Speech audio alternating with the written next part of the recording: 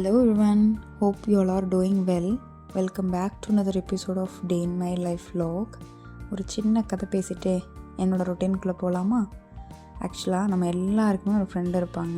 எப்படின்னா அவ்வளோவா அவங்களும் ஃபோட்டோஸ் எடுத்துக்க மாட்டாங்க.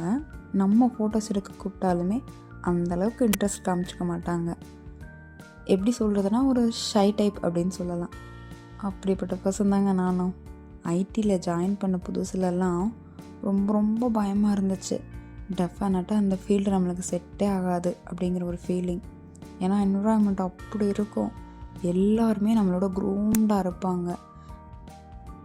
நான் வில்லேஜ் சைட்லேருந்து வந்ததுனாலேயே எனக்குள்ளே பெரிய இன்ஃபீரியாரிட்டி காம்ப்ளெக்ஸ் எப்பயுமே இருந்துகிட்டே தான் இருக்கும்.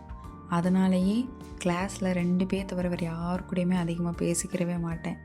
அதே போல் எப்படா வீக்கெண்டு வரும், எப்படா வீட்டுக்கு போவோம் அப்படிங்கிற மைண்ட்லேயே இருப்பேன். 2 நாள் ஒரு நாள் லீவ் கிடச்சாலும் ஓடியே போயிடுவேன் வீட்டுக்கு. இது ஏன் கம்பெனியில் ஜாயின் பண்ணிவிட்டு 2 நாளில் இது கண்டிப்பாக எனக்கு செட்டே ஆகாது அப்படின்னு சொல்லி வீட்டில் அழுதுருக்கேன். அப்புறம் அம்மா அப்பா தான் ஃபோர்ஸ் பண்ணி என்னை பிஜியில் வந்து விட்டுட்டு போனாங்க. அந்தளவுக்கு இன்ட்ரோவர்ட்டாக இருந்தேங்க நான். இப்போயும் அப்படி தான். இப்படி ஒரு மைண்ட் செட்டில் சுற்றிட்டு இருக்கேன் நான். ஷையாக இல்லைன்னா தான் ஆச்சரியம். ஏன்னா இன்ஃபீரியாரிட்டி காம்ப்ளெக்ஸை நம்மளுக்குள்ளே எல்லாத்தையுமே கொண்டு வந்துடும். நம்மளுக்கான ஒரு ஓப்பன் ஃபோரம் கிடச்சப்புறமும் நம்மளோட பாயிண்ட்டை ரெஜிஸ்டர் பண்ண விடாது. அந்தளவுக்கு பயத்தை நம்மளுக்குள்ளே க்ரியேட் பண்ணுவது. என்ன தான் நம்ம நினைக்கிறது, நம்ம சொல்ல வரதெல்லாம் கரெக்டாக இருந்தாலும் நம்ம சொன்னால் தப்பாயிருமோ, நம்ம சொன்னால் தப்பாக தான் இருக்குமோ அப்படிங்கிற தாட்டை நம்மளுக்குள்ளேயே அது கொண்டு வந்துடும். அதுக்கப்புறம் ஓரளவுக்கு நல்ல ஃப்ரெண்ட்ஸ்லாம் செட் ஆனாங்க. அவங்க கூட டைம் ஸ்பெண்ட் பண்ணுறப்பெல்லாம் அவங்கள விட நான் தான் ரொம்ப நேரம் பேசிகிட்ருப்பேன். அந்தளவுக்கு வாயாடியாக இருப்பேன்னு வச்சுக்கோங்களேன். அதே இது எக்ஸ்ட்ராவாக ஒரு ஆள் கூட ஜாயின் பண்ணிட்டாங்கன்னா என்னோடய வாய்ஸ் சவுண்டு கம்மியாயிரும். அது ஏன்னு எனக்கே தெரியல. இப்போயும் நான் அப்படி தான் இருக்கேன். என்னோட க்ளோஸ் சர்க்கிளில் மட்டும் பயங்கரமாக வாயடிப்பேன். அதே தெரியாதவங்க வந்தாங்கன்னா அந்தளவுக்கு ஒரு நெட்வொர்க் க்ரியேட் பண்ணிக்கணும் அப்படிங்கிற மைண்ட் செட் எனக்கு இல்லை. இதே மாதிரி நீங்கள் யாராவது கண்டிப்பாக இருப்பீங்கன்னு நினைக்கிறேன். அதாவது ஃபுல் இன்ட்ரோவர்ட்டுன்னு சொல்ல முடியாது, ஃபுல்லாக எக்ஸ்ட்ரோவர்ட்டுன்னு சொல்ல முடியாது நம்மளெல்லாம். இப்படி எல்லாத்துக்குமே பயந்து சுற்றிட்டுருக்க என்னை போய் கொரோனா டைமில் எங்கள் அப்பா வந்து ஒரு யூடியூப் சேனல் ஸ்டார்ட் பண்ணி வ்ளாகிங் பண்ணு அப்படின்னு சொல்லி சொன்னாங்க. நீ ஃப்யூச்சரில் பார்க்குறப்ப அது உனக்கே நல்லாயிருக்கும். இந்த மாதிரி நம்ம போன பிளேஸ்லாம் இப்போ எந்த அளவுக்கு சேஞ்ச் ஆகிருக்கு, நம்ம இவ்வளோ மெமரி ஸ்பெண்ட் பண்ணியிருக்கோம், அது உனக்கு ஒரு மெமரி கலெக்ஷன் மாதிரி இருக்கும் அப்படின்னு சொல்லி எங்கள் அப்பா எப்பயோ சொன்னது. அப்போ வந்து அதே ஷை டைப்னால் அதே பயத்தினால நான் ஸ்டார்ட்டே பண்ணலை.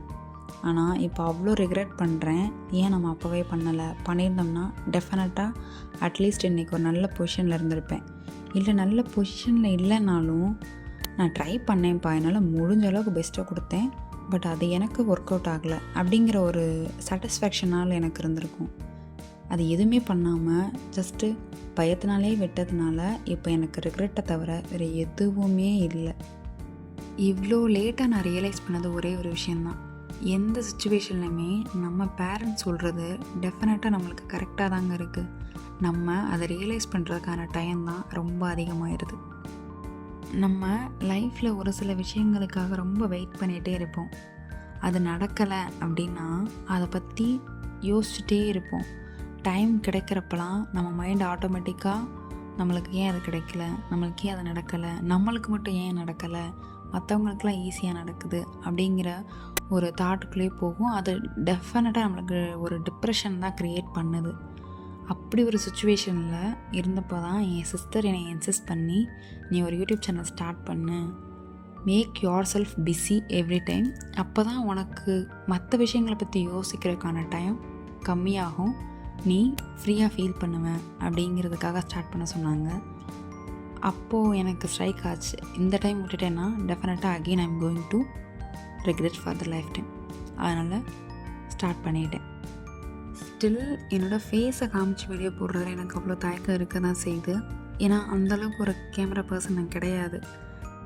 இப்போ நான் சொல்ல வர்றது என்னென்னா, நம்மளுக்கு லைஃப்பில் என்ன மாதிரி சுச்சுவேஷன்ஸ் இருந்தாலும் ரீசன்ஸை எக்ஸ்கியூசஸாக யூஸ் பண்ணாமல் கம்ஃபர்ட் ஜோன்லேருந்து வெளியே வந்துட்டோனாலே அது நம்ம ஃப்யூச்சரில் எந்த ரிக்ரெட்குள்ளேயும் போகாத அளவுக்கு பார்த்துக்குறோம். That's it for today's video. Thanks for watching till the end. உங்களுக்கு வீடியோ பிடிச்சிருந்துச்சுன்னா kindly do subscribe our channel.